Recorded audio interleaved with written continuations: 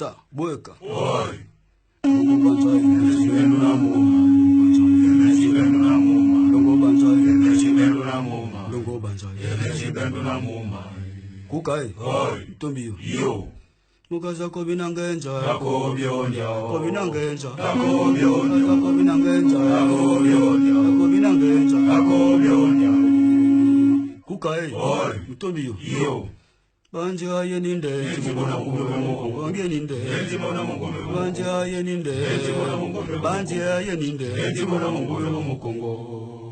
En Afrique subsaharienne, le début des années 90 est marqué par de forts mouvements de contestation.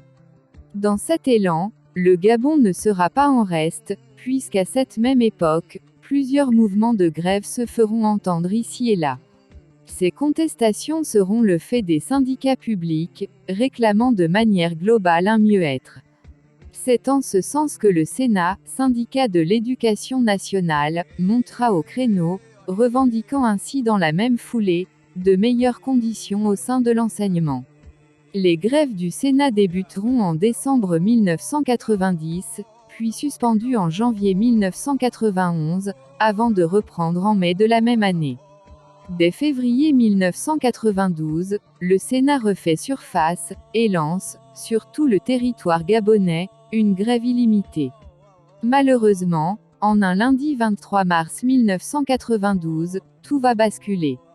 Alors enseignante et âgée de la trentaine, dans la matinée du 23 mars 1992, Martine se rend en centre-ville, dans l'optique de prendre part à un mouvement pacifique de grève, initié par le syndicat dont elle est membre.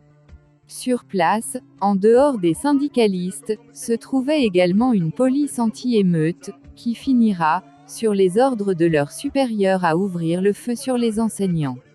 La foule se disperse, on compte plusieurs personnes blessées, dont 2 cas dans un état critique. Il s'agit de Claudine Gazano et de André Essongué, qui seront conduits à la clinique Chambrier.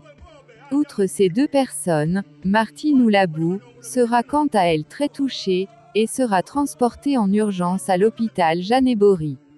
Elle ne survivra malheureusement pas, et décédera vers 10 heures.